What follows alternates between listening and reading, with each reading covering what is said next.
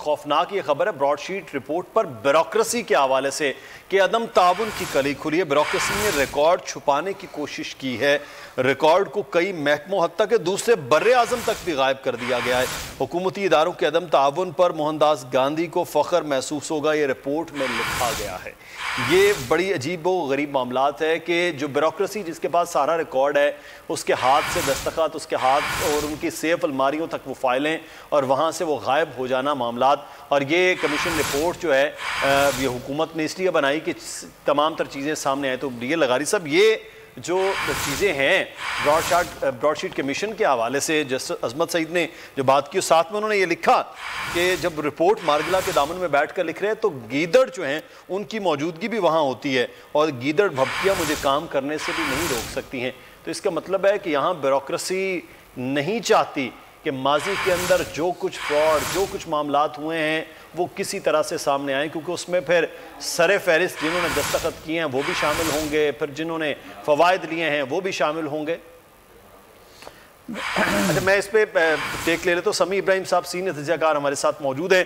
سمیع ابراہیم صاحب، یہ ایک جو سب سے پہلا جملہ اس میں ہے کہ جو بیوروکریسی ہے وہ عدم تعاون کرتی ہوئی نظر آ رہی ہے۔ جو جسٹس عصمت سعید صاحب کی رپورٹ کے معاملات ہیں جو نوٹ لکھا گیا ہے، کیا کہیں گے سر صورتحال پر؟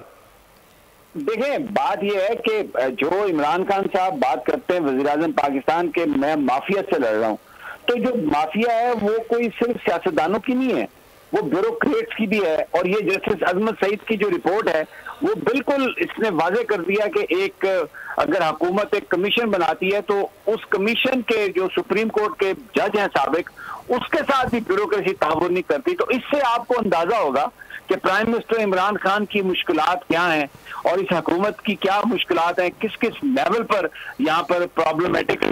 یہ تو بالکل اس میں تو اب دیکھیں نا کہ بہت سارے جو ادارے ہیں، خاص طور پر جو اٹارنی جنرل آفس ہے، انہوں نے تو کوئی جواب ہی نہیں دیا۔ انہوں نے تو ایک سمپل سا کہہ دیا کہ جناب ہمارے پاس کوئی ریکارڈ ہی نہیں ہے اس کا۔ اب کوئی ان کی کوئی آپ کو پوچھ نہیں سکتے کسی کو۔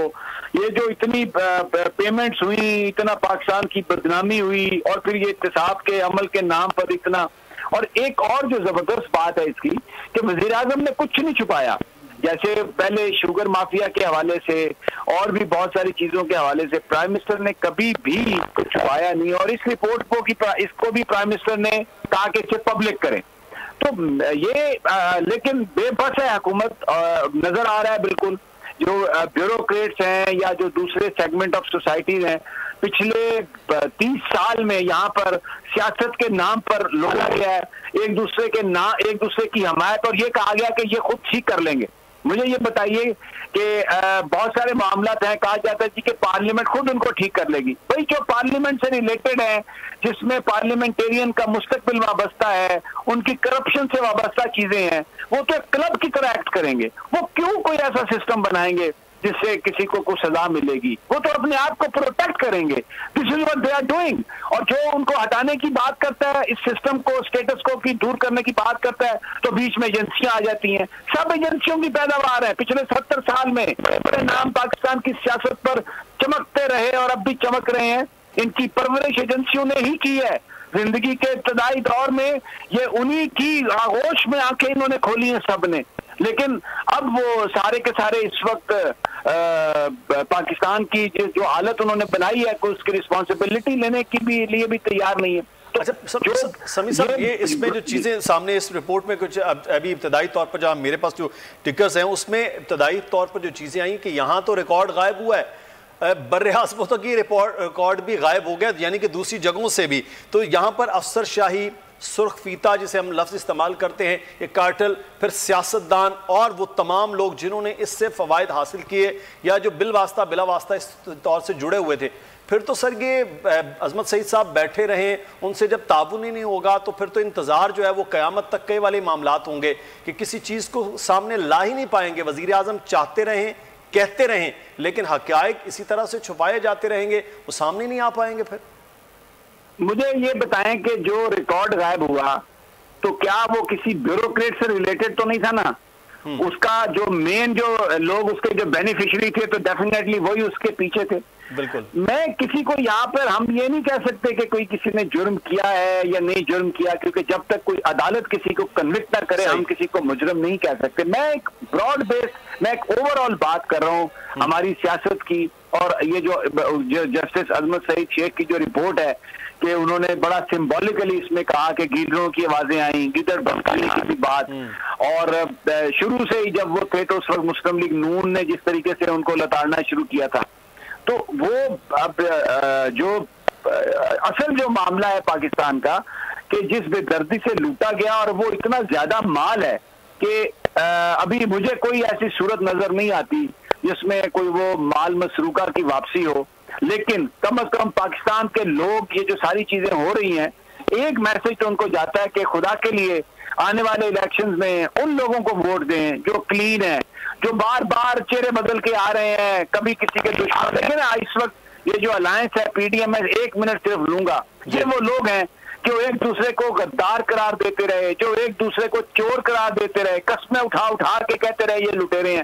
میرا ایک دوست ہے قاضی سعید, جی این این میں میرے ساتھ پہلے کام کرتا تھا, ہم لوگ پروگرام کرتے تھے, وہ جب بھی ان کے پرانے بیان کو کہتا تھا میں قسم کھا کے کہہ سکتا ہوں کہ یہ سارے سچ بول رہے ہیں ایک دوسرے کے بارے میں.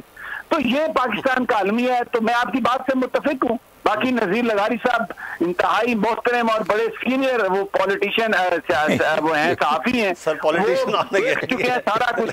نہیں, صحافی سیاستدان بھی ہوتا ہے, اس لیے کہ وہ سیاست کی باریکیاں سیاستدانوں سے زیادہ سمجھتا ہے, میں آپ کو بتاؤں. اور نذیر لغاری صاحب جو ہیں وہ ان تمام چیزوں کو بہت بہتر طریقے سے جانتے اور سمجھتے ہیں, اور آپ ان سے پوچھیں یہ پوری ہر ایک کا کچا چھٹا کھول کے آپ کو پکڑا دیں گے. سر جو بات بھی کر رہے ہیں سمیع صاحب, لغاری صاحب, کہ جو رپورٹ کے مندرجات ہم نے آج اپنے ناظرین کو بھی بتائے ہیں ابتدائی طور پر, وہ بڑے خوفناک اور بڑے خطرناک قسم کی وہ چیزیں ہیں. یہ تو پھر ہم بیٹھے رہیں, انتظار کرتے رہیں, کون مجرم ہے وہ صحیح بات کرے, وہ تو عدالتیں ہی فیصلہ کریں گی, لیکن سر سرا ہی نہ پکڑا جائے, دکھائی نہ دے کچھ چیز. اگر ایک سپریم کورٹ کے فاضل ریٹائرڈ جج یہ بات کریں کہ یہ عدم تعاون ہو رہا ہے, تو پھر اس کے بعد چھوٹی موٹی انویسٹیگیشن تو آپ کر ہی نہیں پائیں گے کوئی ایک آفیسر. نہیں, یہ تو ریٹائرڈ جج ہے نا. جی, سپریم کورٹ لارجر بینچ پورا. جی سمیع صاحب بولیں. جوس منگواؤں کہ چائے منگواؤں؟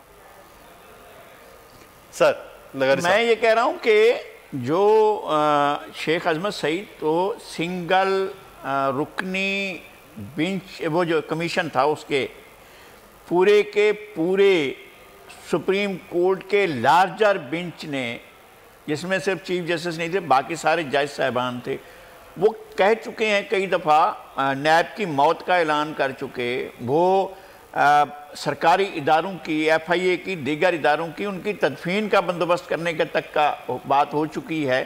تو میں تو یہ سمجھتا ہوں کہ جناب جسٹس عظمت شیخ سعید صاحب کو یہ بھاری پتھر نہیں اٹھانا چاہیے تھا اگر ٹرمز آف ریفرنس کورٹ جیسے نہ ہوتے. اگر وہ کورٹ جیسے اتھارٹیز کی طرح اگر وہ کمیشن کو نہیں چلا رہے تھے تو پھر انہیں یہ نہیں لینا چاہیے تھا, یہ ذمہ داری نہیں لینی چاہیے تھی.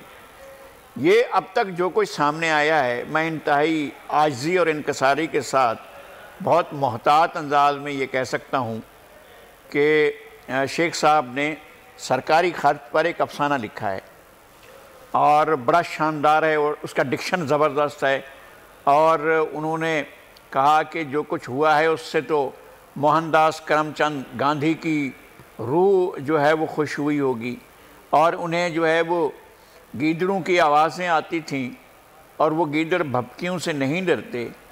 اور اگر اس کے ٹرمز آف ریفرنس ایسے تھے جس کو انہوں نے کسی رزلٹ تک لے جانا ان کا اصل مقصد تھا, تو اس کو پورا ہونا چاہیے تھا.